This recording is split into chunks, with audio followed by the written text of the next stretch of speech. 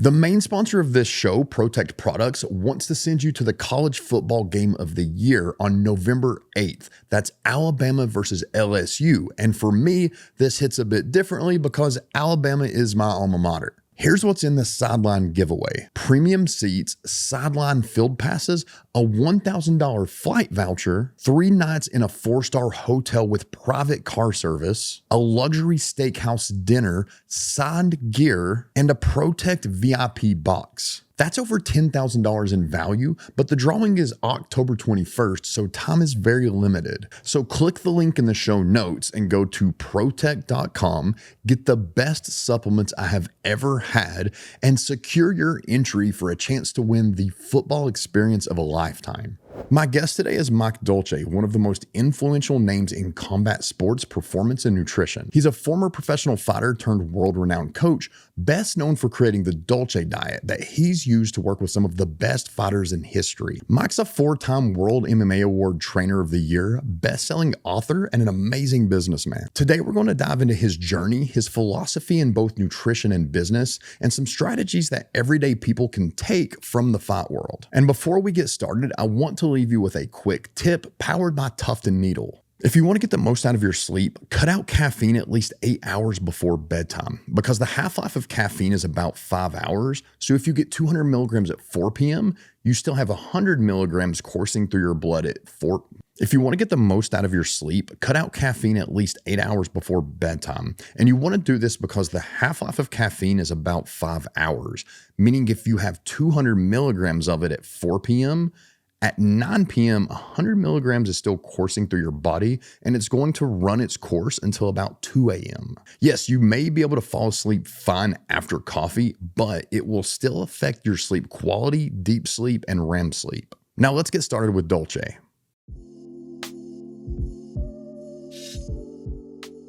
All right, man. So Mike Dolce, glad to have you on. Dude, this has been a long time coming. I've told people before, I do consider myself, like one of the best guys that are in this industry of helping nutrition, weight cutting with fighters. And I've always said the first one I ever saw doing it that got me interested and made me start realizing this is something I could want to do was you. If your name was on the cover of a magazine, I bought the magazine. I still got them all.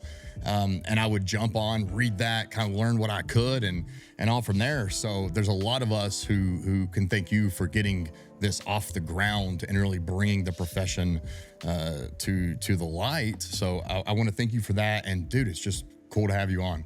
And so I appreciate that, buddy. And it's nice to be buddies in such a highly competitive industry with so many thumb dicks running around. It's nice to have some really cool guys to call a friend that are really good. And what we were saying before the show, there's so few of us who are actually good at this and true professionals at this and understand, because this is so nuanced and so unique. It's not some bodybuilder bro template world. Combat sports, nutrition, and weight cut management for performance is so niche down, and it's so underappreciated how difficult this really is. Yeah, no, absolutely. And speaking of UFC and the guys in this, talk about how your priorities have changed, because a lot of people are wondering probably, like, where are you? They don't see you on the stage anymore. They're not seeing that Dolce anymore. So I know a little bit about this. I want to share with people, how have your priorities changed and why have you kind of made that shift from the spotlight of the UFC? I appreciate that. And just very briefly, I started in combat sports in the late 90s. I opened my business in 1993. Right. So I'm 50 years old now, and that's a long time. That's the analog days. I was working with combat athletes. I was working with Division I wrestlers. I was working with Jay Robson over, in the University of Minnesota, athletes like Damian Hahn, who I grew up with. This is in the 90s, right? He's a 2-time NCAA national champion, right? I was working in that field. I was a good wrestler. I was a scholarship wrestler. I wasn't a great wrestler, but I was a 4-year team captain. So I had this inherent ability. I would always align myself more with coaches than with athletes, but I love to train. I was always that guy. And in 2004, I was hired as the head strength coach for Randy Couture's Team Quest. That's when Randy was getting ready to fight T. Ortiz for the UFC light heavyweight world title. This is before Ultimate Fighter 1, right? So then, like, this is like where, you know, my bones were made. And before that, I was working with Renzo Gracie and Ricardo Almeida. They were fighting over in Japan in Pancrase. And that's where I met the Team Quest guys. Over in Asia, this is when the UFC was basically banned on American television. John McCain was calling it human cockfighting. I was working inside this world for no money. I mean, I was like losing money. You know, I was like paying my own way to like get on a flight. Nobody had money. These athletes were making a couple $100 if they were lucky. They were spending more money on stitches after the fight than they weren't getting paid. So you remember those days too. Oh yeah. So as we move on, '04 Randy hires me. I'm the head strength coach working, 40 of the world's greatest athletes. This is Chael Sonnen's still a baby. Chris Lieben's not even on the Ultimate Fighter yet. Forrest and Stephan Bonner. That big old fight never popped. Like I was in the gym, we're all watching those fights. I'm actually at Lieben's house, like watching the fights every night, the Ultimate Fighter with Lieben, right? In those early days. That stuff explodes. And I was the head strength coach, and I was in gym meathead, right? I love to be in the gym. I love the training and the nutrition stuff. I always had an aptitude for. And I always thought, well, then everybody knows nutrition, is what I thought.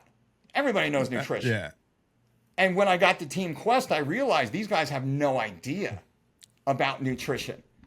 And their idea of nutrition was basically going to the bar next door to Matt Linden's, USA Auto Sales. That's where Team Quest was. And, they like outside of fight camp, they would go eat a burger, fries, and a couple beers. And then in fight camp, they'd have like a burger, fries, and maybe one beer. Then it switched to like a Diet Coke. And then they'd pull the bun off the burger. Then the fries turned into a salad. That's the way they were cutting weight, man. I was like, whoa. So I fixed all that stuff. And then the diet lore start to grow. And let me kind of fast forward through. So then I became known as the diet guy, not a strength coach guy. And I went all in. A little bit of business acumen, a little bit of marketing and sales. And I positioned myself well. But that's where the demand was. There was a lot of great strength coaches in MMA. And, we could probably name 20 of them. There was almost no nutrition. It was all bodybuilder bro nutrition, protein powder, distilled water, and a handful of spinach is the way guys were doing it. And I kind of changed all that in the early 2000s. And then I left Team Quest in 2009, a 5-year run, did great. And I went on my own and created the Dolce dye, and that kind of continued to take force and grow. And I did that until 2015, where I was probably the best known in the game all through the 2010s and, all through that era. I was pretty well known working with all these great athletes. And then we were starting a family. I married my wife.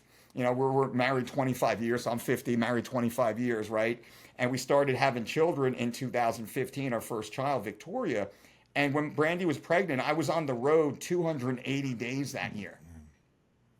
And I looked at my life, and I grew up without a dad. My dad got sick, heart attack, died, broken home, single mom, like all that shit, right? And I was like, all right, do I keep doing this? Because, I got many UFC main eventers calling. Dana White's like, hey, I need you to, because Dana was like sending me to problem children. And, I was like Harvey Keitel in Pulp Fiction. I was like getting sent in. And Tyler, this is behind, nobody knows some of these athletes. I would go in, tell their team to sit down, shut up. I'm going to clean the room. I'm going to fix this. I'd get my paycheck. I'd fly away, and then they'd take all the credit for it, right? And that's cool. But, that was kind of, saving the day. And I talked to my wife. I said, listen, we got to figure this out. I got to figure this out. And I had a real heart-to-heart with myself, and I determined I wanted to be a present father.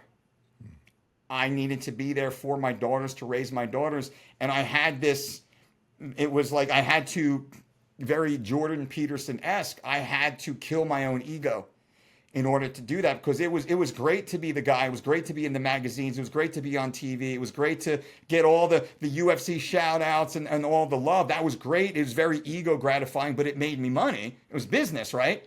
And I was getting kind of rewarded for my hard work because, we were doing very well. And I had to intentionally walk away from that, the limelight. And I said, I stepped into obscurity on purpose. And that was very hard to do. And I think it's very rare as men for any of us to do. And I became a stay-at-home dad, right? And I found a way, because we were writing books and that was going well. And we had I had built some other, business silos that ran alongside what the Dolce diet was doing. But I was able to create a sustainable business to support my family and walk away from the sport. So 2015, we started to transition out. I never left an athlete who I was bonded with, like the Rondas, the Chaels, Vitor. I mean, some of these great, Carlos, Condit fought a little bit longer, but those were kind of, career was over. These were more one-offs. And as the athletes were tired out, I didn't replace any new athlete on my roster. Now, I never carried more than 5 athletes ever on my roster, because I couldn't. I was too diluted. 5 athletes, 3 fights a year, 3 weeks per fight camp. Fuck. And I never had a team kind of doing all the stuff for me. It was always me. So that's kind of where I went to, like, little, short story long, is I stepped away from it to be a dad and to raise my daughters and to be home. And now my daughters are 10 and 8. And I had always said, I can always come back. If I ever want, and I don't know that I ever would want to, but if I ever wanted to, I could come back. And I've consulted on the side, like Eddie Alvarez and some of these other, athletes. I've consulted with some of these athletes because I'm buddies with them. But I'm like, you can't afford to get me to leave my house. And that was, I priced myself so incredibly far out of range. I said, you can't, it's not worth it for you. I'll answer all your questions.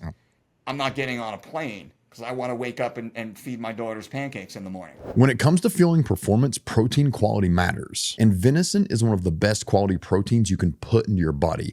It's lean, nutrient dense, and highly bioavailable. And Maui Nui Venison takes it to another level, because their venison is wild harvested in Hawaii, clean, and absolutely delicious. Right now, when you go to mauinuivenison.com/truth, you'll get a free box of venison snack sticks with your purchase of $79 or more. Again, that's mauinuivenison.com/truth, MAUINUI venison.com/truth. Fuel better, eat better, and go get a free box of snack sticks with a purchase of $79 or more.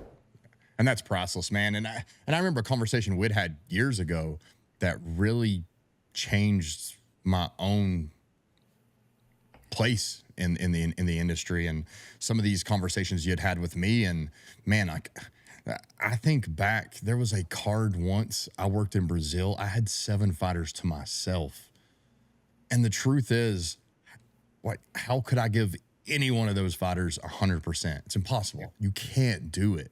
And now, again, a lot of this has come from conversations with you and having a family of my own now. I've very much limited the fighters I work with, because, like you, I work with other people. I have executives, I have athletes outside of the UFC, and these people that are doing different things. And it's been a huge blessing in my own life, because now I actually find myself enjoying working with the few fighters that I do work with. Because, man, I'm not spread so thin. And, man, if anybody, me and Charles did a podcast and we talked about this. We're constantly getting young upcomers like, hey, I want to work with athletes. I want to work with UFC athletes. Like, what do I need to do? I'm like, I don't really think you want to. I think you want the fame and the glory, like, to see yourself up there. And the truth is, that doesn't happen anymore. They don't really do that anymore. They've kind of taken attention away from any specialty coaches and such. You're not going to get that. You might have a fighter shout you out, and that feels really good, but that doesn't really put food on your table. That doesn't do any of that. So I've kind of had to have that same kill the ego moment of my own, where I don't work with so many fighters, actually only a few, and most of it's remote. I don't get that attention as the weight cut guy anymore. And at first, it kind of sucked. And then I was like, hey, you know what? I'm watching the fights on the couch with my kids. Like, this is so much better. Yeah. I knew you would get here, buddy. In those earlier days, I remember, and it was a matter of, you have to go through it a few times, because it's not what it seems to be. Everyone on the outside who wants to do this, you have no idea the emotional toll that it takes to do what we do. And what you get in return you can't make a true living being a fight nutritionist unless your business skills are at such a high level, you can actually utilize that to build other businesses. And Yes. then you realize, well, I could have built these other businesses anyway, and I would probably be so much more successful. So what the UFC, type of ecosystem does, it can provide exposure, Yes. but that's only to guys like you. That's only to the best coaches. They get the exposure because there's what 800 athletes on the UFC roster. Every one of them is doing a weight cut. How many names do you know of their extended coaching staff? Yeah.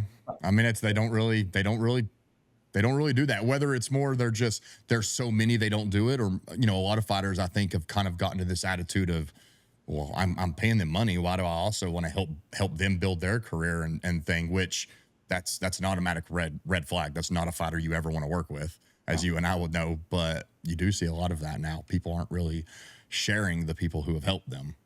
No. And, I'd say one of the other reasons that helped me make the decision to walk away was the moral the moral chasm that is so prevalent inside that sport, the narcissistic mentality, the ego, the greed, the entitlement. And I think myself, likely you as well as I believe I know you, we are givers. We're very empathetic. I see myself as a servant. I'm here to serve my clients with the best of my skills. And Vitor Belfort had made me see that. He said, "You are not a coach." He like kind of grabbed me in a very powerful moment outside of his home. And he said, "You are not a coach." He said, "You are a missionary." He said, "What you have done for me is so much more than any coach has ever done, because the care of holding his children while he's going through his thing, and we go so far out of our way." And I laugh all the time. I said, what I did has nothing to do with chicken and rice. That is the least of the things that I think made me great. That was just like the throwaway. There's so much that goes into navigating an elite fight camp and cultivating the ideal state for performance. And we have to put these athletes inside this very protective bubble. And there's a lot of attacks, right, that are coming at them. And we have to protect them because that's a part of the job. It's always the way I saw the job, right? We have to help deliver this athlete safely, healthily, on time, on weight, on time, every time to the scale. And then 36 hours later into the octagon to perform at the best of their life, because that's the job. Every time they put their feet on that canvas, that has to be the best version of them in the history of time. Otherwise, we didn't do our job properly. Just getting them there was never enough. And I always obsessed about that. So it was everything, every phone call that came through, every, communications, every interview, every wake up call, every limo driver, every bellhop, all of that. I really tried to help assist, where the agents, managers, I mean, these fuckers, most of them, there's probably 3 that are actually decent human beings. They're just, answering a phone call from Mick or Sean or, Joe Silva back in the day. And they're like, okay, athlete, it's this person on this date, cha-ching, 20%, right? They're basically an order taker. They weren't doing the things that they should have been doing. And they were getting paid, 4 times what the cumulative coaching staff was getting paid. It's such a racket. I mean, I could rant on those things. Eating high quality, delicious meals when you don't have a kitchen available is virtually impossible, but Essential Provisions has the solution. Their shelf-stable meals go beyond organic and are made without any of the sketchy ingredients we all need to avoid. And somehow they've done so while also being some of the best tasting food you will ever eat. So whether you're on the road, in the woods, or on the trails, Essential Provisions has you covered with food that will support your performance, health, and your taste buds. Use the link in the show notes to save 10% now. Half-Face Blades makes 100% American-made knives for the world's best military operators, hunters, and chefs. People who need knives to make a living or stay alive. That's why I trust them with my own everyday carry knife. So if things like buying American and high performance matter to you, head over to halffaceblades.com and throw away your cheap gas station knives. Yes, absolutely. And it drives me crazy when a fighter, especially a high risk fighter, I mean, like a fighter who's big and the weight cuts are always pretty involved and aggressive, they just call me about a fight they took. Like I won't do that anymore. It's like any fighter that works with me now knows we have to have a conversation before you take a fight. Like if you come to me, hey, I have a fight booked against so and so, that's not a thing. I won't do that because I need to be involved with the process of you accepting the fight, because I'm the only one who knows whether or not you can make it safely and effectively. No one else on the coaching staff really knows that to the same degree. Like that's not your manager is not necessarily, some will, but most managers aren't considering that. They'll try to pressure fighters into taking a fight based off of the money of it or how that works. And they're not even entertaining that. I'm like, listen, I have to know that a fight is being entertained, not that a fight has been accepted. And that's the thing people don't look at as us. We're, like when you're working a weight cut, you're not just doing that. We're finding the shortest distance to a place to cut, the shortest distance to the grocery stores. We're carrying random stuff. We're meeting random family members with hotel keys. We're the shoulder you cry on if you happen to lose. There's a 50-50 win-loss ratio in this. It's you're going to deal with fighters that lose, which means they're coming home with less money to give their family. And you, especially if you work the camp, are probably the one that was closest to them the whole time. There was a lot of fighters I would live with. So if I'm living with this person for 6 to 8 weeks, which I don't do anymore, but if I'm doing that, we have a very close relationship. Like I've seen you all day, every day for 2 months. It's like, yeah, you're going to be the shoulder they cry on if they lose, and it's such an intimate job that people only see what happens on that scale. And you have to understand that when you take the job is you're going to do a ton of stuff no one sees that's infinitely more important, but all they're going to see is them step on that scale, and you're going to be judged based off of that performance. That's it. That's all anyone. Nobody sees what happens behind the scenes, right? They want the glory of standing on stage and getting the hand raised. And what also irks me is when the athletes miss weight, those motherfuckers, those coaches, they dick tuck and run. Like if you're going to take credit for the success, you better fucking stand up and take some of the blame for the failures, right? And if you don't do that, if I'm an athlete and I'm working with a coach, and a lot of the coaches, they want to be a part of the victory. Yeah, hands up, let's go. But when the athlete fails to have that victory or even on the scale, if the coach doesn't step up and get the athletes back, I have a problem with that.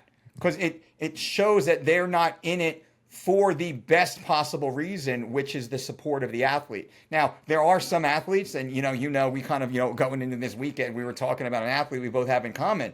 Well, there's certain athletes, they 100%, they blow themselves up. In that case, that athlete should walk the plank on their own. But there's a lot of other cases that you see some coaches, boy, they just tuck and run, and they want the fame only when it's positive. They want the headlines. And if there's any little clip or negative, they don't. I remember one time Ronda goes out there, Ronda makes weight, looks great, wins the fight. But for like 3 days, all the articles were about how bad she looked on the scale because she wore dark eye makeup. And I was getting blasted for how terrible of a job I did. Brought her in, championship 145.00. She goes out there, like starches her opponent as she does, like first minute, kind of like first round victory. But it was like the media just kept pushing this narrative of how terrible she looked on the scale. And I remember she's like, and she texted me like on Monday, she said, "No more black eyeliner." I laughed. I was like, yeah. Or like, look how sunk in her eyes are. She looked beautiful on the scale. I remember it was like she had like black and red on. And she had like, she always had a team. At this point, she was so famous. She had a team behind her that would like do her like, kind of Hollywood makeup and whatnot. And I remember being like, this fucking world is it's so horrible, right? Anyway. Yeah, dude, it makes me think one time Tim Elliott, I could have a whole show of Tim Elliott stories. There was one time someone started giving him hell for the way he looked on a scale. We got him on weight, but Tim was a big dude for his weight class, and he did have some sunken eyes, which you are dehydrating an athlete. You're just trying to do it at the smallest percentage at the lowest point in time so you can get that back. But he steps on the scale, and Tim's a wild man anyway, and some people are just going on there talking trash about him, and Tim not being able to keep his mouth shut. He just gets on there and like, well, you're much more likely to die from obesity than I am from a weight cut. And it just goes crazy. People are going nuts on him. But that's Tim. But to get back to weight cutting, what have you seen change in weight cutting? I want to see like from the time before you to what you kind of came in and helped change, and maybe even what's changed for the good since you've kind of pulled away a little bit. It's a tough one. And honestly, from what I see now and some of the phone calls I still get, there's not a lot that has changed over the last decade at a very high mass adoption level. Guys like you, guys like Charles at the PI. There's a handful of us, Jordy, down there, on the bottom of the planet. There's a few of us, and I'm not active anymore other than some, answering some phone calls. Not much has changed in the individual application. Not much has changed on the general roster. We still see a lot of garbage going on. I would say, possibly we had moved away, and it's not even true. I'd like to say we moved away from more of a macro-based, calorie-restrictive template from the bodybuilding era of the early 2000s. And then I'm going through a list of so many athletes I know that have kind of like their teams have called, and that's all they're doing. They're on, 185-pound athlete on a 1,200 calorie a day diet, eating no carbohydrates 6 weeks out because they're 210. And I'm like, this is not going to work. You're going to run into some serious health issues. You're probably not even going to make it through fight camp. I would say the UFC PI and more, not just the UFC PI, because I'm very outspoken in being critical without personalization.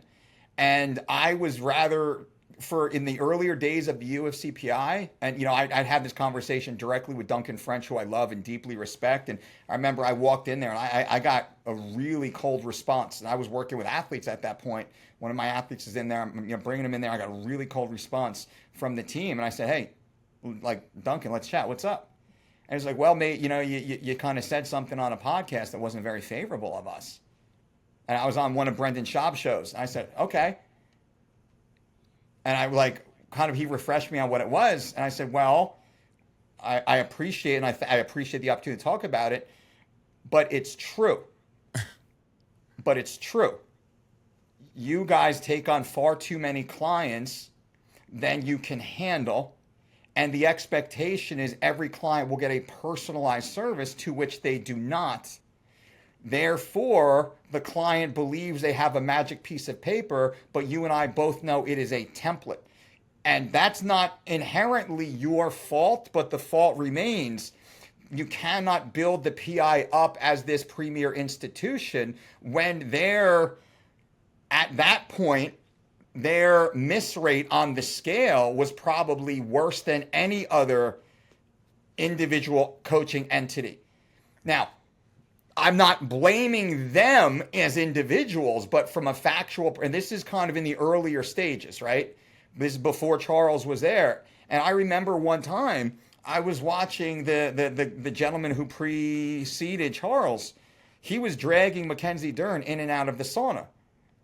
This is like 2-3 days before her weigh-ins. And I'm sitting there with Mike Pyle, just chilling, and a couple of the other guys. Like, I'm working with Pyle for that fight. And I remember being like, she's not going to miss weight. She's not going to make weight. Like, I'm not a sauna guy. They are destroying this girl so far out. She will not be able to make weight. And I'm thinking, what is the mentality? Where is the science behind this? So I say this not to be critical of the current era of the Charles Hall, UFC PI, nor Duncan, and everything that they've done since. And hopefully they've learned from that. But now I say that to extrapolate this onto the entire sport itself. Most fighters, combat athletes, they put on fucking plastics and they walk into an oven. Well, it's already 180 degrees in there. You don't need to be in a fucking plastic suit. And then it's like, oh, I stopped sweating. Yeah, because you're dying. Yeah, Because you're we're laughing, but that it literally is true. like it's like you're dying.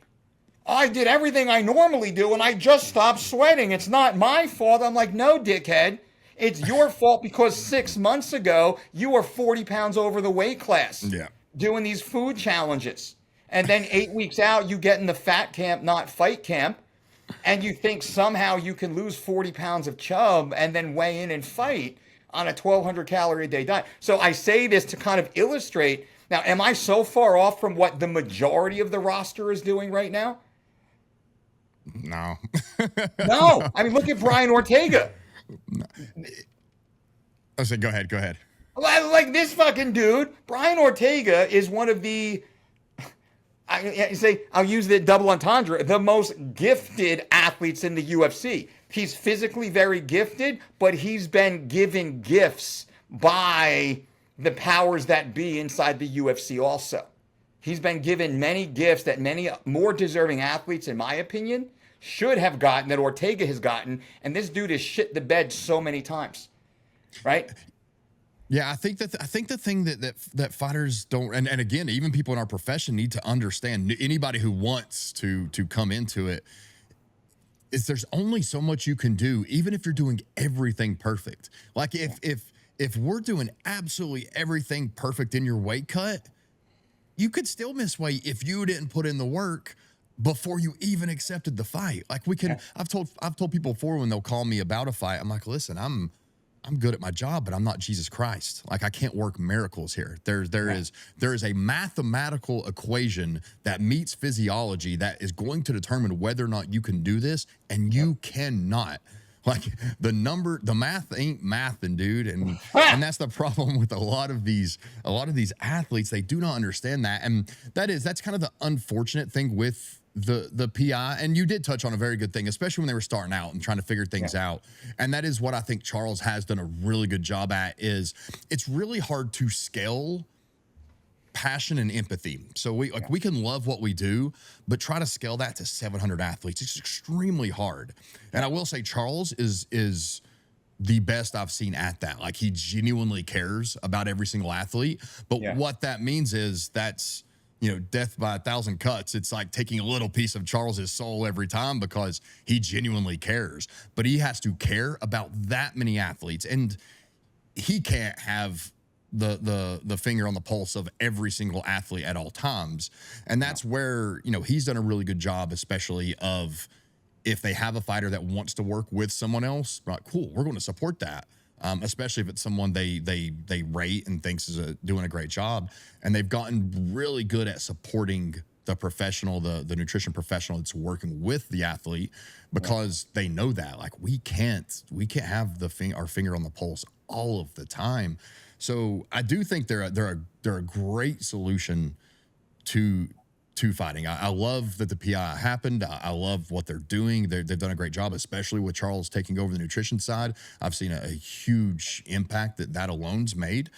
But at the end of the day, you cannot do the work for the fighter. And there's so many times a fighter misses weight, and what happens? People jump on there and they'll say something about someone like me, you, Jordy, whoever's working with the PI, and it's like you don't really know what the fighter was like beforehand. And something that I've done in more recent years of my career is sometimes just saying no. We have the ability to say no, I'm not going to work with you because you're not going to make weight. Yeah. Unfortunately for the PI, they can't say no. Yeah, they're the man. They're part of the UFC. They can't say no, dude. Like you shouldn't take this fight. So yeah, it's a tough one. And Charles is probably the best thing that's happened to weight cutting in the last 5 years. Him getting that role and being in that position and really helping to teach down to the other junior coaches and give them more support and more structure. Like, Lord knows how many fights he's saved, how many lives he's saved, how many careers he's extended by having that type of reach. Like I said, I work with 5 athletes per year. I would not take on any. I might do a one-off if I had an opening in my schedule, because at 5 athletes, I'm maxed out. Like, empathetically, time-wise, I couldn't deal with more than that, right? Jesus. So what, they got 700 athletes, right? Fuck, man. I couldn't do my, like, you could have the best AI protocol in the world. You can't answer all those knucklehead questions that are coming in, right? So that's it. It is incredible. But to your point, at the end of all this, the individual responsibility must fall on the athlete. So it's not Charles' responsibility. It's not your responsibility. It's not mine or Jordy's or your anyone else out there. It's the responsibility of the athlete. And I have found the vast majority of combat athletes, mixed martial artists, are so unprofessional and so immature, and so they carry this entitlement mentality. And I don't say this to intentionally be contrarian. I say it because of fact. And then you hear all this the athletes don't make enough. They don't make enough. They don't make enough. Fucking bullshit, man. These athletes are so far overpaid relative to what they put in. I'm a blue collar guy. My best friend growing up, his dad was an HVAC guy. 7 days a week, I'd see his HVAC truck driving up and down my street. Midnight on Christmas Eve. There goes Butchie. There goes Butchie. There, boom, boom, boom, boom, boom, boom. He built a nice life for himself. I don't know if he ever made more than 200 grand a year take home. 7 days a week, 365 days a year, blue collar, hard working, salt of the earth man. That's a real man. That's a real hard worker. You get this athlete, UFC kid who gets fucking high and drunk and parties and stays up all night, goes to the gym sometimes, doesn't, can take a punch and throw a punch, and somehow believes he's worth six figures or she's worth six figures. It's not the way it works. Like, I'm a champion of the blue collar man, the hard workers out there, and I understand. I mean, just like you, we know how much time and effort these athletes put into their careers. And I have this term, I call it the 52-week fight camp, or the 52-week weight cut. 52 weeks out of the year, you are a fucking professional as long as you're in this career. 52 weeks out of the year, just like Tom Brady, just like LeBron James. 52 weeks out of the year. Do not put yourself on that level. Don't talk about any other athlete or any other sport unless 52 weeks out of the year you're on top of it, and they're not. These athletes are in camp, out of camp. Yeah, no, you're right. And the thing is, there are guys getting paid a lot of money. And honestly, when I look at it, these guys have deserved it. Maybe not in the way that you want to agree with. Like, people can say all they want about Conor McGregor not deserving all the money. Like, you make the company money, guess what? You get rewarded for that.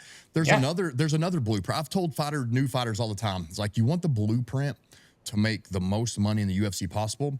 You have two blueprints, and they could not be more opposite. You have the Conor McGregor blueprint, which is, honestly, it doesn't matter how you perform, just make the company money. And that being said, when Conor started really making the big bucks like he did, he was unreal. Like, he would say he's going to do it, and he would do it. His performance was there as well.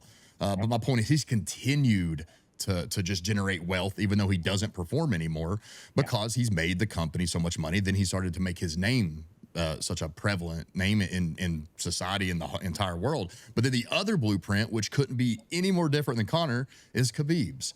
And that blueprint is show up and win and just keep doing it. And guess what? You get paid a lot of money for that. And the fact is, most fighters aren't there yet. And I get the frustration with it, because they see like what the backup defensive end for Tampa Bay Buccaneers is making. I'm like, listen, but what you don't understand is this guy probably played in high school, then went to college, was a student athlete, played in college.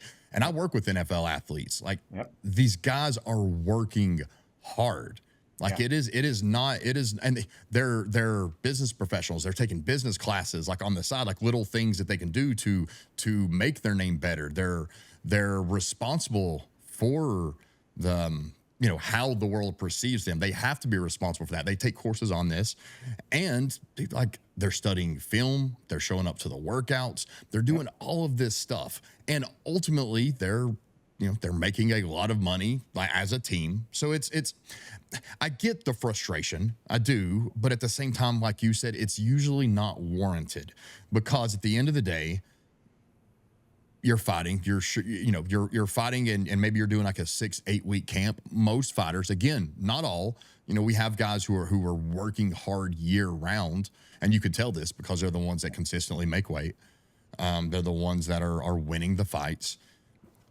But vast majority are training once or twice a day. Then they're going home, sitting around, playing video games, doing these things. And then when they don't have a fight, they might train once a day, maybe twice a day, but they're not really doing anything else. So when you look at the time involvement for the money made, it's not as unfair as it seems. Now, I would make an argument for a thing like benefits and insurance. I do wish there was a way that fighters could, there was a way to find that they could get those things. But it's very, very controversial, but I am in agreement with you. I do not think most fighters should be making the amount of money that they think they should be making. Agreed. And with benefits, I love that topic because you and we run our own businesses. I, as a owner of a S corporation and then multiple other, I own S corp, I own a C corp, I own LLCs. Well, I actually, as the business owner, I have my own healthcare. I have my own 401k program. I have my own payroll. These athletes, to your point, they are their own business owners. They don't want to be W-2 employees. Okay, you're not. You are a 1099 employee. You own your own business. Joe Fighter LLC, Joe Fighter S Corporation. Now you have such a tremendous ability to have your own healthcare, your own 401k. You put your wife, you put your kid family on payroll. Like all they need to do is sit down with any fucking half-assed accountant and have this conversation. And to your point about the NFL athletes, they all know this and do this. Shaq owns hundreds of businesses, right? Like you think about this is one of the wealthiest athletes in the world, but not because of his NBA salary. He's generated so much wealth outside of what he got paid per game. Shaq didn't get paid that much relative to today's numbers for his NBA salary. So kind of ranting, it's for all the athletes, but also all the coaches out there, all the gym owners out there, anyone in the peripheral MMA space. Like we're all the same. Whether it's Tyler Minton and Ethos Nutrition or Mike Dolce, the Dolce Diet, or whatever else it might be. Fucking AKA or Jackson Wink or whatever. These are all these individual business entities inside this larger. We're just in the health and fitness sports entertainment space. We're no different than Reebok or Nike. And the athletes need to start thinking about themselves as such, structuring their entities as such, and then running their businesses as such. Now, the UFC is just one of their clients. I always saw the UFC and the athletes, that's just one of my clients.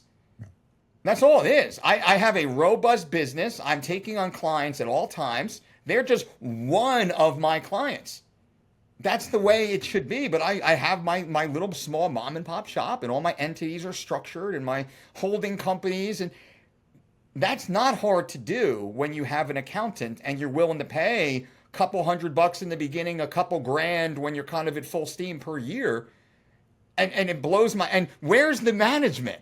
Right? This is where the managers should be earning their money, but they don't. They take the 20% for the page for the purse. And they fucking disappear. Most. I say there's probably 3 that are decent. I won't name them in case they're 4 and someone gets butthurt. I was getting ready to say, I'm not going naming names. but those, there's a few of them that I talk to still, and they know, right? They're trying to do right by their athletes and help them build long-term wealth. And I could go on about, Kat Zingano years ago, just while we're on this financial topic, Kobe Bryant's at one of those fighter summits. Remember, this is a decade or more ago. And Kobe's talking about, hey, you got to think about the future. You got to put your money aside and this, that. And Kat, is mad. And I'm not discounting her being mad, but she steps up. She said, at the end of the year of all my fights and pay my management, my training camp and this, that, I have $5,000 left over. What am I supposed to do with that? And I'm like, well, you put it into a Roth IRA. And at that time, it was a $5,500 yearly investment that we could. Now I think it's $7,500 or more. You could immediately put that into that. And I don't even know if she was set up as a corporation, because then she would be able to put even more and write off even more. But as she says it, I'm like, oh, Kat, like nobody told you how to do this. Kobe's trying, but that $5,000 a year at her young age then would have turned into a 7-figure retirement, tax-free, waiting for her. And so, like, I speak passion because I coach a lot of business owners now. We have this thing we call the Winner Circle Coaching, where we coach a lot of business owners.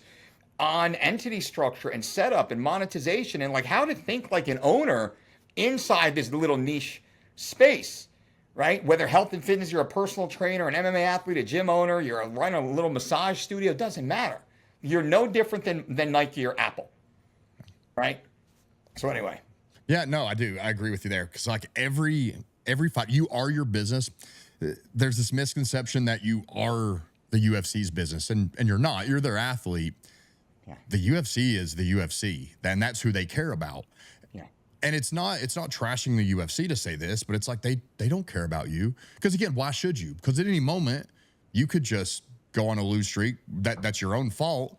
Peace out, go to another promotion, and then they gotta find someone else for you. Like essentially the UFC is a fight factory. And that is what they're supposed to be. It's your job to be business. And I can say from an athlete I've worked with, Max Holloway, like I see Max Holloway in the evolution. I think the first fight I worked with Max Holloway was the championship against Aldo. Yeah, the championship fight against Aldo. And it's like I have seen such an evolution of Max into, he was just the roughneck Hawaiian boy that would go out there and just slobber knock people. It's an old wrestling term, if anybody's familiar with like the old wrestling days, slobber knock. But would just go out there and fight.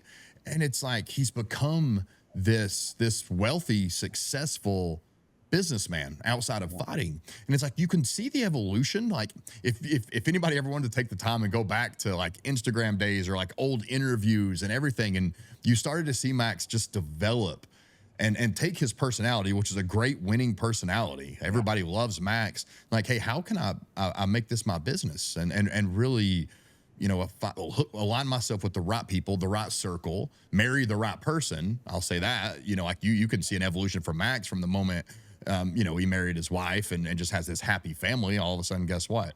He becomes a lot more successful and a lot wealthier. That's a whole separate topic, but I think your circle matters maybe more than any of the other stuff. But you can literally see the evolution of when Max started approaching Max like a business, and then it became a very lucrative business. And I do think more fighters need to understand that, and then people in the profession as well. I mean, I think back the year that I worked with the most fighters, I had 40 fighters probably in 1 year, 4 champions in 1 year. I make more money off general population now than I did all of those fighters combined. Like that's and they're a far as a whole. And again, some of the fighters I currently work with, I love, but as a whole, the general population are easier to deal with. They're more thankful. They're more gracious. They're harder working. And when you start to look at that as like, hey, how can I actually make money with my expertise and maybe use, fighting will help you build your brand if you do it correctly, and go from there. And then I look at other athletes. Like financially, I'll do better off one NFL athlete than I will every fighter combined in my most profitable year ever working with fighters. So I love that you mentioned that, and we never even planned on talking about that, but I do love that because understanding that you are a business is number one, or you will always be the guy who's having to take a fight, whether you should be or not, way past your prime. And we all know those guys who have fought way past their prime and it looks ugly. They get hurt. Like we worry about their health, and we know it's because they've not put the work in to establishing themselves as a business. Yeah, they didn't put the money away.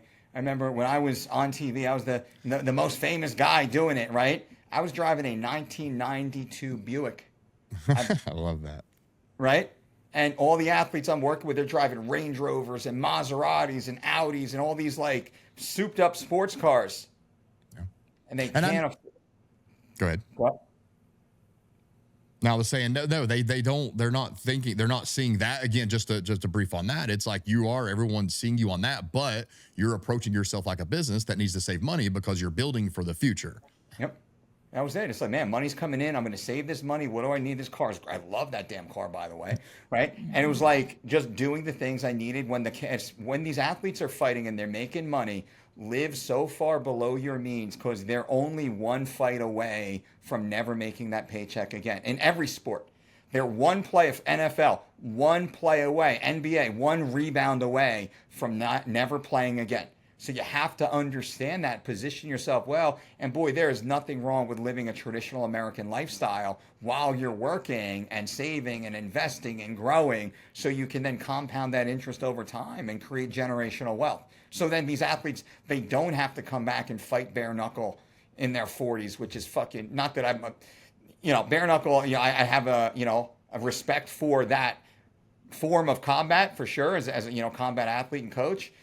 But I hate seeing these athletes on the end of their career go into bare knuckle, kind of like they used to enter into Bellator at the end of the UFC career. Now they're going into bare knuckle to try and get a couple more paydays before they walk away. It's like, my God, had you just had a hefty 401k set up, you paid off your mortgage maybe, you put a little bit of a sprinkle into an emergency fund that was set up in compounding, you wouldn't have to do any of that nonsense. So that's a little sad to see. If you're a fighter, put the work in now, so at the end of your career, you're not standing across from someone who's going to slap you while your hands are behind your back. Fuck, dude, for what, $5,000? I think it's like 5 or 7. Cervical. So I had cervical spine herniation, stenosis, all this fucking upper spine shit. I watched that power slap and I am just like, this is the worst sport in the history of the world. And it's very entertaining to sit there and watch. It's like fucking watching someone standing on a train track waiting for the train to just run them over, right? It's like, you're like kind of drawn to it, but my goodness, to line up and get slapped in the face like that is the silliest thing.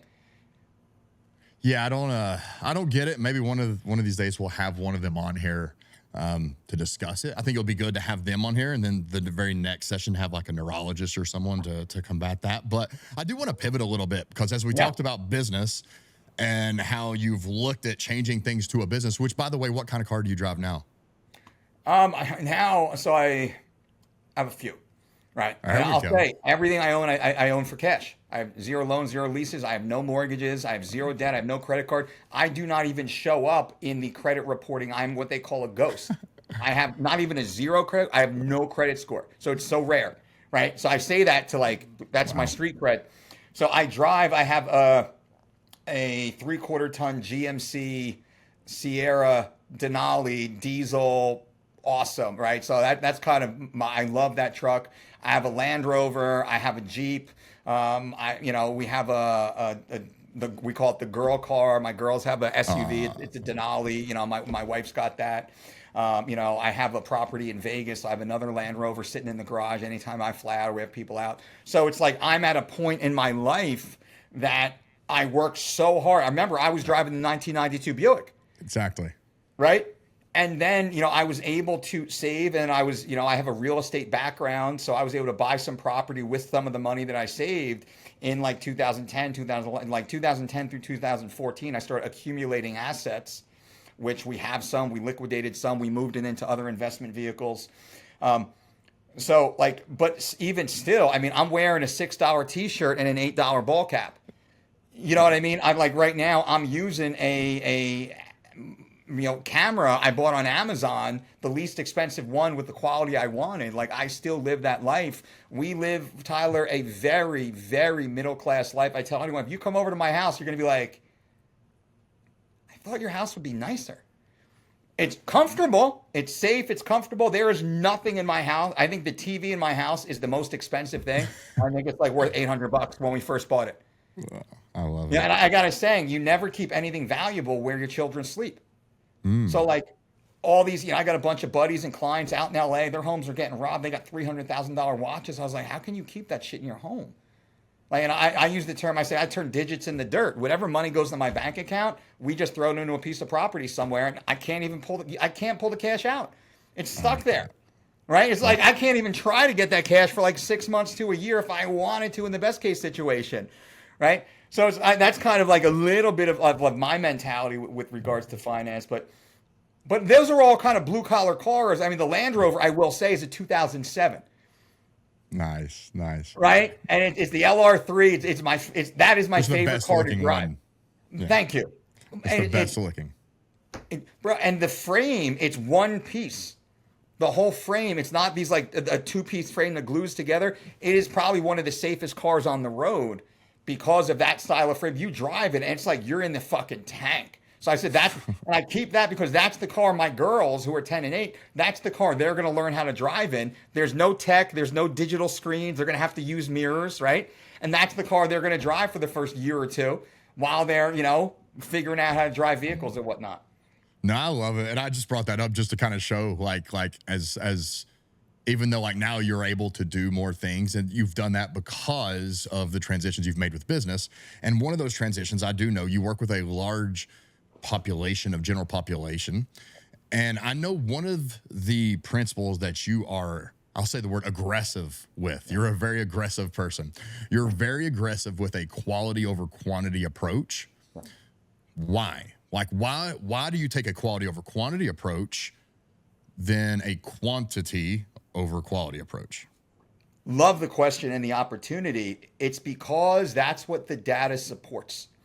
And that's what works. And let me explain. So in 2011, we wrote what our Living Lean book, and the subtext of Living Lean: don't count calories, make calories count. And the focus of Living Lean is number one, single ingredient, healthful whole foods, what I call earth-grown nutrients. Why is that? Because earth-grown nutrients have the highest nutrient density per calorie than any other food-like substance on the planet. Therefore, you will maximize your nutrient intake at the lowest possible caloric ceiling simply by eating real food. So if I'm looking for satiety, if I'm looking for cellular optimization, and we've always operated on, and I say, we do all this fight game stuff, I'm a longevity advocate. I'm not a meathead. I'm not a fight coach. I am a longevity advocate, and I always have been. I'm in nutrition because I watched my father have a stroke, heart attack, and die. And then he was ripped out of my house when I was 8 years old, and I saw my family just get thrust into pain and poverty and sadness, and like I'm going in and out of hospitals, and he's in hospice. That's why I do what I do. Like in a real way, I've always been trying to save my father and then save that little boy from the pain of seeing his father get ripped away. And I always had this affinity and aptitude for science and math, which kind of like blended perfectly into this world. And I was, a competitive athlete looking for a father figure, and I found wrestling and combat sports, right? It's like, I could do my like armchair Freud and look back and like all the breadcrumbs are right there. So to answer your question in full, when we focus on single ingredient, healthful whole food, the body will self-regulate intake to the point that we don't have to obsess about caloric intake 90% of the way to our ultimate goal. So for the average person listening right now, I am not a fan of counting calories, because as soon as someone counts calories, they grab a little pack of cookies and they say, oh, it's only 100 calories, right? They'll eat a 100-calorie pack of cookies and they'll be starving, and then their gut feels all fucked up and their energy is going to be all weird. But if they eat an apple that has the average apple is 100 calories, 20 grams of carbohydrates, the average apple is completely satiating. You eat an apple, it's like, oh, I feel good. I'm not really hungry anymore. I got a good little spike of energy for maybe 30, 60, 90 minutes or so. I'm pretty good to go. All of those cofactors inside that apple are intelligently designed, from my philosophy, to be an ideal form of sustenance for the average human. There is no human creation that is for profit, that was or is designed, that can beat single ingredient, healthful whole foods, earth-grown nutrients. And when I put this stuff out there, guys like Lane Norton are like, oh, he doesn't know what he's talking about. This guy. Well, fucking Lane is a chemical pusher.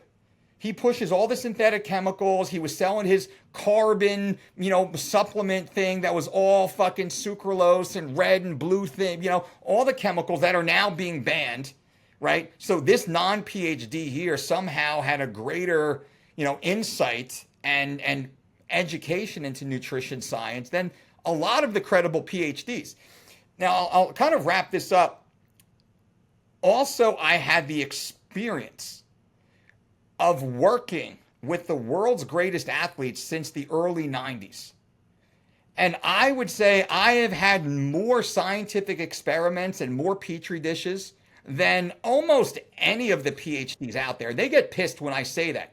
But when we say head to head, let's look at what you have done in the real world versus what I have done in the real world. I have a 100% success ratio for over 30 years now, doing what I'm doing. Never sent an athlete to the hospital, never missed weight, never any problems. We got all the blood work. I'm a data hound, so much data, right? So I have all of that, and I'll say it is my educated opinion. It is our working thesis that earth-grown nutrients will always beat synthetics. Does this mean that you can't have a little bite of this or a bite of that? You'll get away with it. Like the suspension on a car can deal with hitting a bump, right? You can go over a pothole and you'll be okay. You might shake you a little bit, but you'll be okay. You can throw a little off-menu food into this closed physiological system. Your body's going to figure that out. The more metabolically healthy you are, the less metabolically healthy you are. No, it will not. And that's my goal. People say, you look at it as like good, better, best. I teach best. I teach best. That's my job. And it gets me so mad when the guys like Lane, and I'll kind of, because he likes to like mention my name. Well, he doesn't do it very much anymore because he knows better. But guys like that will kind of like refute the things that I say. And I'm like, Jesus, why don't you just offer best practices? And for me, best practices, nothing replaces water. All the synthetics in the world will not replace purified spring water. Okay? Like diet soda. Diet soda. Like you can have diet soda and be healthy. It's like saying you can smoke half a cigarette a day and be healthy. It's not a healthy thing. Can you get away with it? Probably. But I will, and I think that's what I'm empowered to. I'm empowered to tell the truth and let people make their own decisions. So my rant. Yeah, no, I think it's important to realize that your business model, and I would say this is, like, from what I've known about you, and again, why I said the word aggressive, is this is the best thing to do. And if you're not interested in that, that's fine. I'm just not for you. Yeah. And that's okay. People need to understand like who it is they're hiring. And I think you're very open and honest about that. And I like that you said that.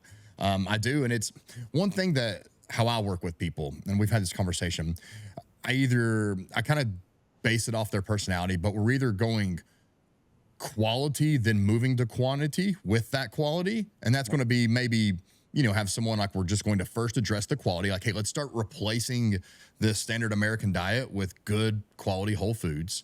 Yep. Let's do that. And then especially if it's like, say someone has an affinity for things like nuts, where they're just pounding in the calories. I've seen people gain considerable amount of weight from a paleo diet. It's hard to do, but you'll see it with people who just like really want to eat the high fat foods. Okay, well now we'll put some quantity barriers. Now we'll put like, hey, let's stick under this amount. Or I'll have some people personality wise that we go to a quantity approach first. And there's a trick to this. There is a reason. And it's, okay, I want you to take what you're eating now, and all I want you to do is start tracking it and stay under this. And what happens is they're blowing it, they're going over the calories first off, but they get to see that. Then they're coming at me as like, dude, I'm starving. I'm like, well, like, do you want to fix that? Like, okay, well now let's start taking that and let's start filling that with this higher quality food. So now that you can see you get to eat a lot more, you're going to feel a lot better subbing in this. And they start to see that. And by the end of it, like you start to see, like they've started to replace everything with this high quality food. And I'll see people, because I have like a check-in system, they're ranking their energy high. And sometimes they're even under their calorie goals. My energy was high. My workouts were good. My sleep was great. Everything's great. I'm like, well, why were you under your calories? I just wasn't hungry. I'm like, okay. As they've started eating whole foods. Yes. So it's always trying to get people to that point. And again, I'll go back to that. I've never really heard you say it like that, but again, you are in the business of dealing with bests. Like, this is the best practice. And, like, I've been guilty of it in the past as well, worrying too much about what you can get by with. Like, oh no, you can get by with that just in moderation. The problem is, it's a great theory.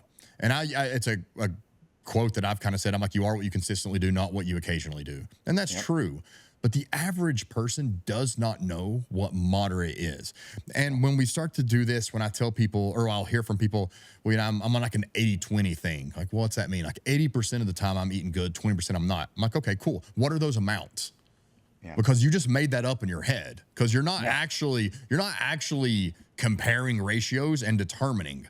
Like, what that means is a little bit more than half of the time your diet is what you would consider good, and the other times it's not. Like, well, what is that? Is that every meal? Is that every day? Every week? Like, what does that look like? The average person has no understanding of what moderation really is. So when you're speaking to that point and saying, okay, everything in moderation, like who is this person? Like, they consider the evidence is based off of 1 to 2 alcoholic drinks a day for moderation. Like, are we really ready to tell people, like, hey, you can drink 1 to 2 times a day because that's moderation, you're okay? I'm like, no, you're not. And in fact, we might need to start looking at some psychological things. There might be some other demons we got to deal with if you're drinking 1 to 2 alcoholic beverages a day because they fall within moderation. And I do think that the more you see practitioners falling into that, they're going to grow. You're going to get a lot of clients doing that. Why? Because it's easy and it feels good and it sounds good. And it's like, hey, that's not much of a change from what I'm doing now. You know, and there can be, go ahead. That's where someone like Jordan Syatt, I think, falls into. And I don't know Jordan, so it's not a personal attack on him. But Jordan really dumbs down nutrition and makes it okay for people to eat poorly. And what I believe is engage in consistent self-harm, where Jordan will openly talk about, hey, it's okay to eat Snickers bars and it's okay to drink alcohol. And he'll dress up into a character and look at me drinking alcohol and eating candy and all this other stuff. And I'm like, but you have a platform. And it's one thing to say, hey, listen, if you've eaten a candy bar, okay, give yourself some grace. Understand what the catalyst moment was that brought you to eat that candy bar. And next time, let's try to delay that gratification and move towards your next meal. And find something that's absolutely delicious and you love, and it has the perfect health profile. It's going to digest really well, and it's going to be health fulfilling for you as we move towards best practices of overall health and longevity, right? Alcohol is a neurotoxin. There are 0 acceptable ounces of alcohol that you can safely consume. Flat, full stop, right? What the recommendations are, well, that's created by a bunch of lobby, bureaucrat, financially incentivized individuals. But when you look at the data, you will see alcohol is poison. Therefore, you're poisoning yourself. Can you get away with poison? Sure. But I will ask many people, what is so wrong with your life that you feel the need to poison yourself come 6, 7, 8 o'clock at night? And that changes the conversation. So with regards to the synthetic toxic chemicals that are so abundant in our food supply, I use that same stance. Like, what bothers you so much? What emotional baggage do you carry that your default is to poison yourself and punish yourself with these known toxins and chemicals, and to avoid those things that will help you feel, look, live your best? So I really try through motivational interviewing, I try and change the conversation I have with a lot of our clients to create more context around food choices, right? Whole food, real food is absolutely delicious. I have 0 need to eat a Snickers bar or to take a sip of alcohol. I live a completely normalized life in the real world just like everyone else does. There's absolutely no desire to do so, because the more I affirm my health through whole foods and proper lifestyle and loving interpersonal relationships and great sleep protocols and stress management, any change to that immediately feels worse and like a huge step backwards. And Tyler, I just want people to feel like that. Like I say, I want you to be a health millionaire. You can get by living the median household income of $56,000 a year. That's okay. Okay, you can get by.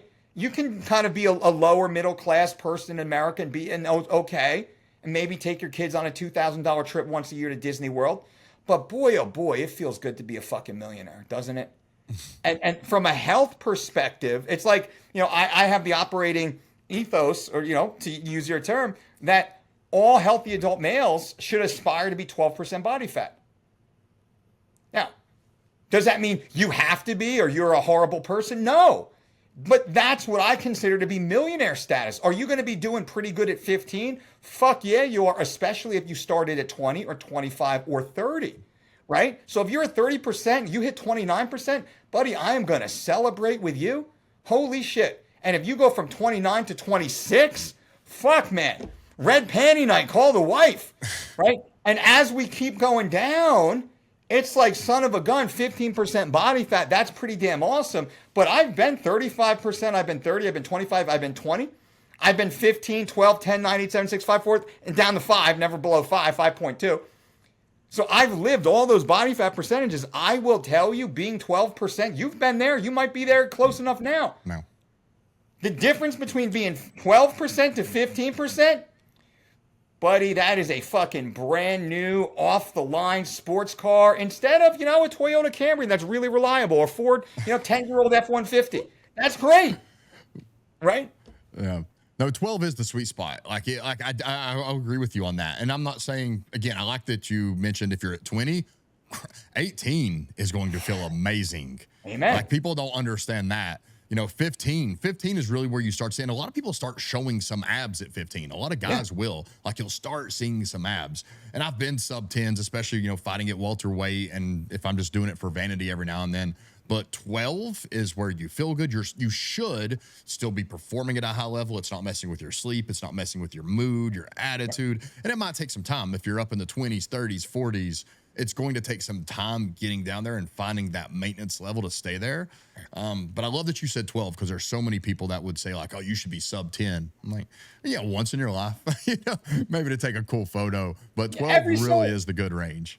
Every so often, take a little dip down. It's good to have purpose, set a goal, lean into that which is arduous, delay gratification for sure. Reset the metabolism, tighten that skin a little bit, right? Ride that reverse diet, rebound with a little progressive overload. Fuck yeah. And to your point, well, fuck, man, we got 80 some odd years to be here.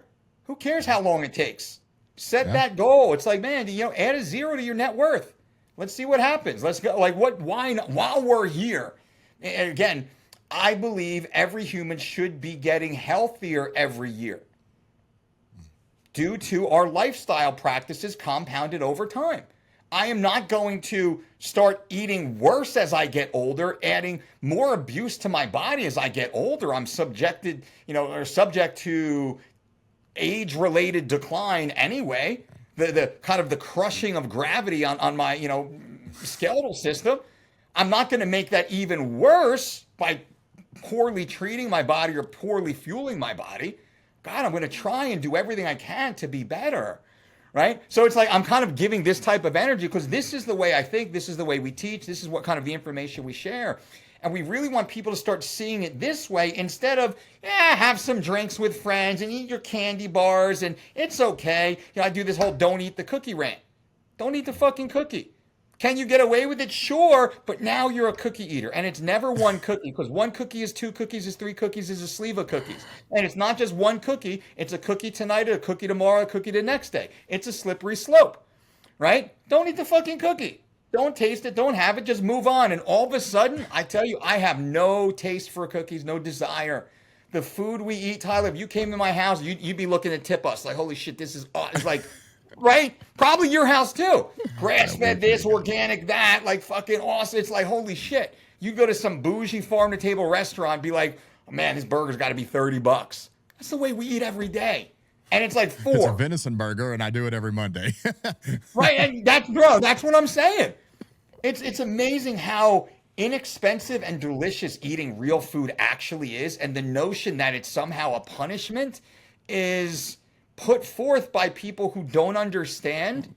So they're ignorant or they're intentionally biased to sell their own little platform, whatever widget they're trying to push. You said that like no one eats one cookie. I actually had some conversation the other day. They're talking about their girlfriend, like we were just talking about moderation. It wasn't even a nutrition conversation. We were just talking about, it's like, yeah, my girlfriend can literally like open up a thing of Reese's, eat a Reese's cup, and then just leave the other one laying for weeks on end. I'm like, marry that girl. She will never cheat on you, because that type of commitment and that type of restraint is unheard of. Yep. But anyway, one thing I do want to touch on, because we might disagree a little bit on this, and that is the LISS. Yes. So low intensity, steady state cardio, fasted versus fed. Yes. And my belief is, number one, if you want to do it fasted because you feel better, great, do it. And I would think you would agree with this part. If you're only going to do it if you've eaten, cool, go do it. The important thing is you do it. But the science does seem to lean towards the fact that it doesn't inherently burn more fat to do it fasted. You will see more fat oxidation, but the body will compensate for that with utilization shifts, like substrate utilization shifts and such. And what the science seems to lean towards is what matters more is overall caloric intake throughout the day. And it doesn't matter if you ate or you didn't before the cardio. What's your argument to that? So my argument is, I disagree based upon the deep dive into the data. And I can send you two specific studies, one of which, I mean, you're probably aware of both. So one of which, I just have it in front of me because I could say the name of the head author, is Zia Long Liu et al. Right? So the effects of 6 weeks of fasted aerobic exercise on body shape and blood biochemical index in overweight and obese young males. I'll send that to you later on after this. When we look into the author's conclusion, they say that there is no statistical difference. There is no significant difference between fasted or fed. And this is what the majority of the academics lean on. When you look at Aragon, I love Alan Aragon, Schoenfeld, they say basically there is no significant difference between fasted or fed.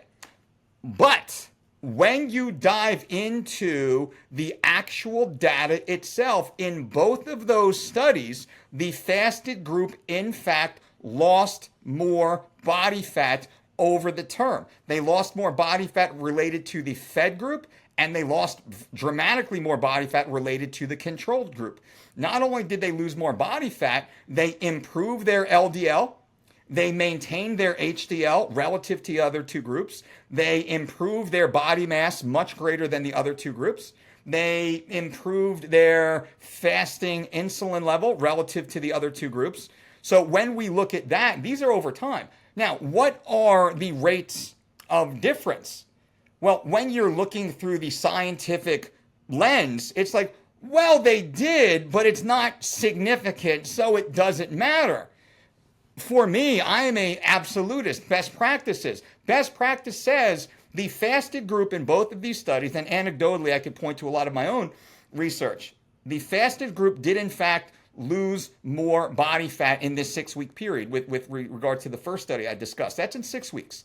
Now, if we extrapolate to 12, 24, 48, 96, a lifetime, I would then theorize through compounding interest and marginal improvements over time, those who practice fasted lists will create significant difference in body composition and then overall health markers over time. So does that mean you must do fasted lists? No.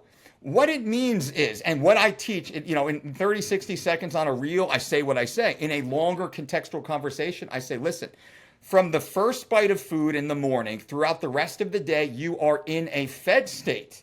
We understand that there is also great benefit to fasted, lower intensity cardiovascular activity. Now, I will then move away from moderate to high intensity fasted, like glycolytic activity in a fasted state, I am not a fan of. I like zone 1 low intensity, not even moderate intensity, but low intensity. We want to keep the heart rate below 120 beats per minute. We set the ceiling at 110 beats per minute. We want to enhance and do our best to ensure oxidative phosphorylation, which is the release of stored fat as that primary energy substrate. We want to avoid the onset of glycolysis, which is the release of sugar as then the primary energy source, right?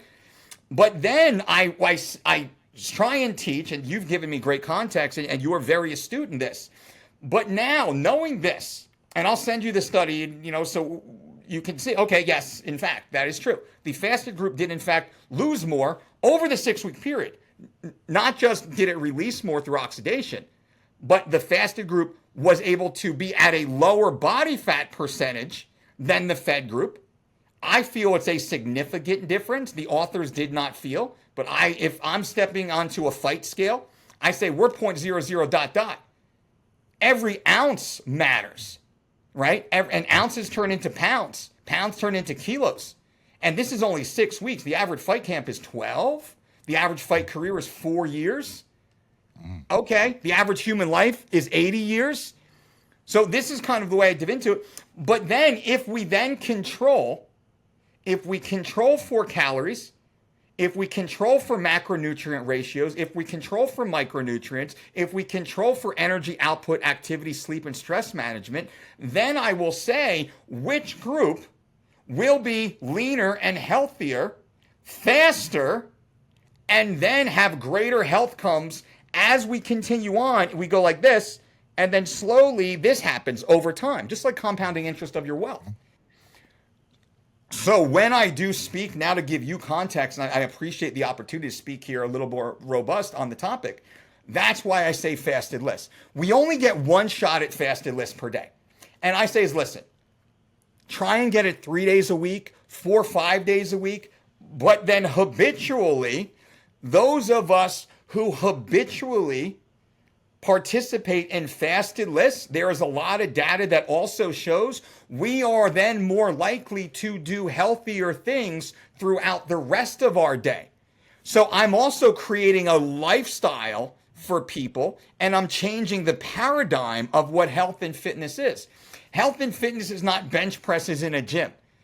For me, health and fitness is wake up, hydrate, walk out your front door, put a smile on your face, breathe that air, watch the birds fly, look at the path of a bumblebee, say hi to your neighbors, pet some dogs. Because Tyler, that's a big part of it. And I use fasted lists and abs and fat loss as a Trojan horse to try and teach people to start living different lives and thinking differently and become more connected with the world around them, and to start moving their body in a more athletic manner that they wouldn't have previously. And the last point is over 70% of the population is overweight or obese. Simply getting people walking is the only remedy for them. They can't run. They can't jump. They can't really lift weights effectively. My gym is filled with people, not the gym I own, but the gym I go to, the commercial gym, is filled with overweight people who are there every single day lifting weights. I'm trying to help people become metabolically healthier, more active, more athletic, get more connected to the world around them, and then also leaning on what I believe is to be this really cool data that shows fasted is better, but over time, I believe the compounding. If I save $1 more than my neighbor every single day, and I put it into a 401k and an S&P 500 index fund, we both put in $100. He puts in $100. I put in 101 every 6 weeks. Over time, who has more wealth? So that's kind of the principle that I'm using here.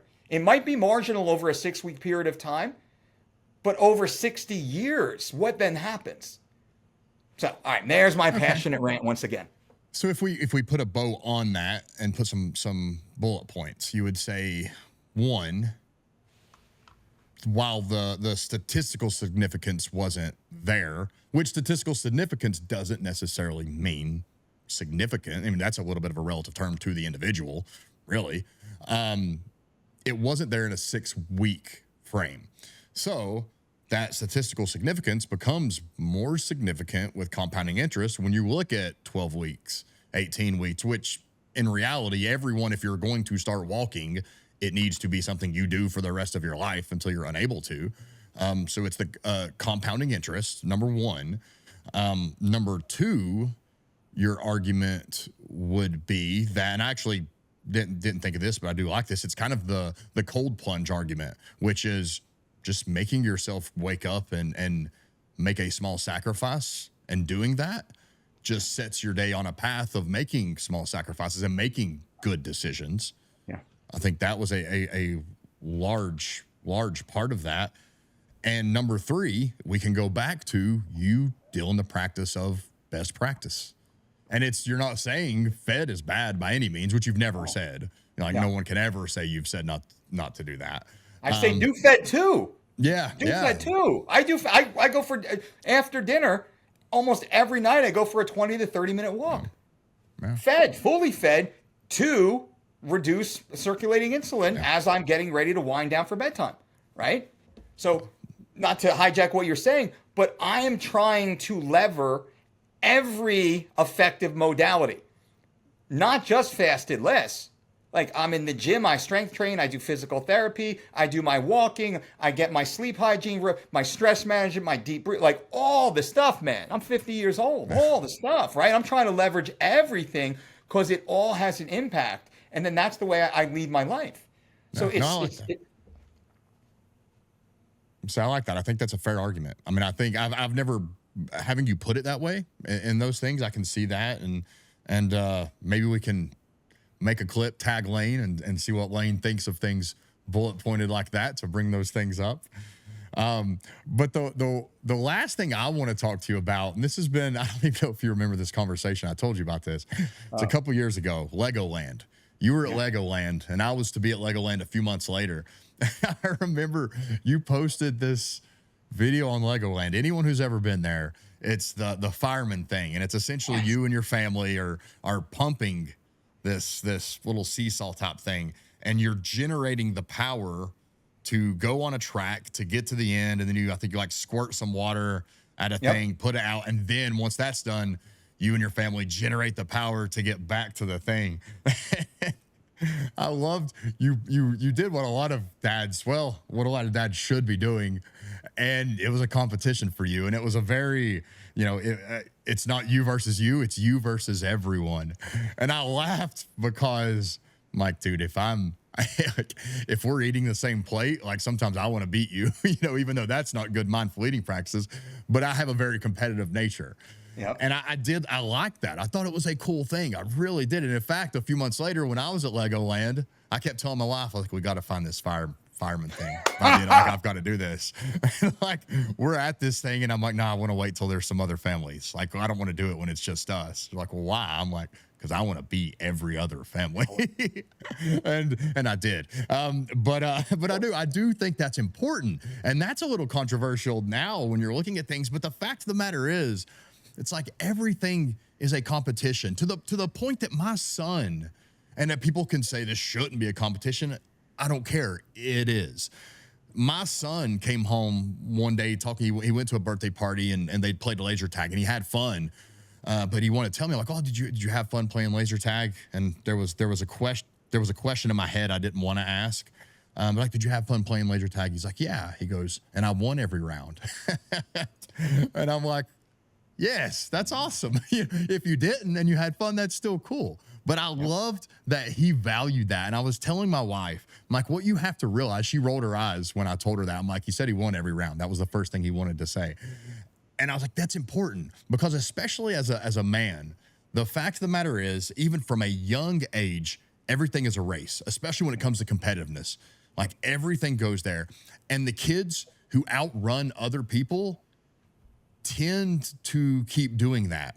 Yep. And that's you and I both have a very similar past as far as like being the overweight person, and that's kind of what led us to seeking out and finding this in ourselves to get in shape to then empower and help other people. So we've both been to that. When you're the out of shape dad or the overweight dad, it's like you're losing that race. Like you've already been lapped by other people. And I do think that starts at a young age. Like, I really do, because we've all seen it. The kids who just naturally win everything at age 4, they're probably naturally winning everything in high school. Yeah. And it just happens that way. And now I'll say you obviously need to keep making kids also good people and working about all these other things. But I love seeing competitiveness in young boys and girls. I do think it's so important. And I just thought that was so cool because I do not think enough people view it that way. And whether it's because our minds have been hijacked by media and the norm of what's been normalized, the dad bod has been normalized. And that is the most ridiculous thing ever. And I have my theories. I'd love to hear yours, but whether that's women want the dad bod because then they don't feel like they have to have as much pressure on themselves. But my own personal opinion is they don't really want that. They're going to say that to make you feel better. Yeah. But I hate that that's been normalized in society, that dads should look like Homer Simpson. Like that's what a dad should look like. No, they absolutely should not. And I love, again, that Legoland thing just spoke to that. And man, I just wanted to have a conversation about that because I thought it was so cool because I have the same mindset. As a dad, you're the leader of the family. Again, controversial, don't care, but be the leader and yeah, be the leader, be the alpha. And we all know what that looks like in society because that comes from a very primal background. Be first, be bigger, be stronger, be in better shape. Amen. That's the game. And as husbands, as fathers, as members of our community, we are empowered to provide and protect. It is the men that stand on the wall and protect all things soft and artistic and beautiful, and that is women and children. And every woman and child will appreciate that man who is willing to stand on the wall and take the arrows and go out in the dark of night with nothing but an axe in his hand and fight the wolves who are trying to get in. Right? So when it comes down to that moment, everybody wants a strong man to stand up. They do not want Homer Simpson. Right? And I use this term, soft, effeminate males are the bane of current society. It is not the strong masculine men, because to be a strong man is to be a confident man and a quiet man and a kind and patient man who is in control of themselves. That is what masculinity is. It is the soft, effeminate males who believe they are entitled to all the rewards without any of the work. They want the women to go out there and earn half the money and pay half the bills or more so they don't have to get their little soft handsies calloused. Right? Where it's real men, we understand we need to step up and provide for and protect our families and society as a whole. And that is a very honorable thing to do. And that does not mean we subjugate women. It means we actually create a safe space so now women can go and do and be whatever they want without the fear or threat of these soft-handed, effeminate males attacking them, trying to hurt them or usurp what their goals are. It's my job to create the space for my wife and my two, I'm a girl dad, and my daughters, so my daughters can take over the world and run businesses and whatever they want to do. I am creating the space for them to do that in that manner and creating that competitive drive. Like, I want to teach my children how to win, the will to win, to prepare to win. And if and when they lose, because they will lose and we all lose, the grace and humility that comes from loss, the ability to cheer for the winner in an honest and earnest way, but to learn from that experience that they can take that back home in a positive manner and reintroduce that into their will to win. Right? So this is what we're trying to do. We are not raising losers. We are raising winners, because it is winners. It is your children and my children that are going to rebuild this society, what this society has turned into. And I am so thankful for the opportunity to be able to do that. And I understand what the task is. And there are many men like you, like me. There is a growing movement of families like ours that are salt of the earth, loving, community-minded. Like, we want everyone to live beautiful, safe lives, like unmolested by all these evil-minded individuals around them. In order to do that, we have to be firm and we have to be strong. We have to be capable of extreme strength. And even speaking about it honestly, and I do and used to be very apologetic and careful with my words, and and I'm like, fuck it. I am unapologetically a American man, a masculine man. I am a husband. I am a father. I am a leader. I am a community member. And I will stand on that fucking wall. And I do every single day. And you do every single day. So when I'm at Legoland and I'm doing that little fire truck challenge, dude, you better fucking believe I am there to teach my girls how to win. Dude, and I don't know you, I was so pumped and just pouring sweat, right? Dude, that's I was like, this shit is hard. This fucking like, I don't know what the PSI was, but this thing was fucking hard. It was like a hydraulic pump, right? And I'm like, fuck man, I might gas out. What's that? And the kids are like, let's go again. Oh, I'm like, one time, right? And as a part of that, I gave them the responsibility to shoot the hose. Yep. So they had to earn the victory. It couldn't just be Statty stronger. It's like, now it's your turn. Like, you have to win it. I got us here. You have to win it now. Right? So, like, kind of teach them how to do that. And it's those type of good experiences. I appreciate you brought that up. I think more of us need to be talking about this and normalize masculinity and what it is to be a strong, confident man that is patient and quiet.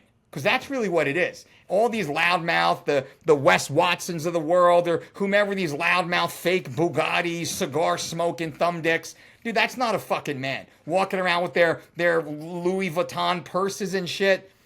That is very effeminate. It's very, and you and I know, man. Fuck, man. I mean, we've earned our bones getting fucking punched in the face and broken bones and surgeries. Come on now, fighting, training with the best in the fucking world, and we show up every fucking day for decades. There's no motherfucker on this planet who can speak to this more than we can. Not that other people can't speak to this. We've raised families. We're raising families. We're good men. We're building businesses. We're contributing to society. We look out for our neighbors, right? We have no criminal records, right? No, none of that. All the BS that's out there. Like, we are redefining what America is and should be. Yeah, and you brought up a good point. Like, it's not been that long ago, but there was a wolf spider coming into the house, and I just kind of picked it up and scooped it out. And my oldest son, he was like, Dad, how are you not afraid of spiders? I was like, buddy, I was afraid of spiders my entire life up until a few years ago. He's like, well, why? I was like, well, because mom's afraid of spiders. So someone had to not be afraid of spiders anymore. Yep. And that was literally what happened. I'm like, listen, like, honey, come get this spider. I'm like, oh man, I don't like spiders any more than you do, but I'm not going to make you do it. Someone better get to the point where they're not afraid of spiders. I'll do that. And guess what? Literally not at all anymore. There is not a day in my past that I would have just picked up a spider and scooted it outside. But I don't expect my wife to do that. Someone's got to do it. But man, I love that. This entire conversation, we covered a lot of the things that I expected and I wanted to, but we went off onto some really cool tangents that I think all tie back into the point and allowing people to get to know you and your philosophies and your business. And, like, people who follow you, or maybe they don't follow you and they just see things shared, or they just hop on. They know you as a very aggressive, to the point guy. And I mean, I know that guy too, but I do know there's a lot behind that. Like, you're very empathetic, you care very much, and you've created this belief system based off of, again, you work in best practices. You don't work at 90%, and that's fine. You don't want those people. You're not for them. So I think this was really good because it allowed people to see that. It allowed people to see why you do have the philosophies you do. Shared some about you. People got to hear about you as a father. And man, I'm just pumped that you came on. I do think there needs to be a part 2 where we just go through every issue in MMA. Yeah, let's and go. Discuss those. But we might have to edit out. There'll be a lot of redacted things in there. But man, thanks for coming on. This was a blast for me. I hope you had a good time, and I know listeners will take a lot from this. Tyler, I appreciate you, buddy. It's been an honor to be your friend all these years, right? I don't even know how many, a decade plus now, 15 years, right? Who even knows anymore? But it's been awesome just to see, witness your walk from the beginning to where you are now, to call you a friend, call you a peer, to be on your show, which is awesome. I mean, the time flew by. And it's nice to have intellectual conversations where you can be honest and start to explore topics, some of which are taboo, some of which are a little prickly. And like you said, I think I appear to be aggressive, but it's really honest. And, if nothing else, I'm honest. And I've always said, you might not like the things that I say, but I will always tell you the truth from my heart. And I hope that you don't get mad at that, because it comes from an honest place of always wanting to help people. Right. And I think at the end of the day, that's all I'm good at. That's how I've made my career is simply by helping people. The only reason anyone knows me is because I was able to help people at a very high level for a very long period of time. Right. You might not like what I say, the way I look, or, some of the words I use, or what, and hey, that's cool. But, I don't think anyone can knock, my motivation to do so. It's just to help people live longer, better lives, going back to my childhood, to help mom and dad be there longer so they can have these valuable, enriching experiences with their children. Because that's, at the end of the day, it's all about family. I'm trying to keep that family unit together for all of my clients for as long as possible, keep everybody healthy and happy and on this planet, in their most, optimized and vital way. Awesome, man. Well, I do think that people got to see that. So thanks for sharing that with the listeners. And man, again, just thanks. Absolutely, brother. I want to thank you guys for watching, and also a word of thanks to our sponsors who have made this episode possible. All I ask is that you guys please hit the like and subscribe button, as it helps the podcast grow and so we can continue to bring on some great guests for you guys. I'll see you in the next one.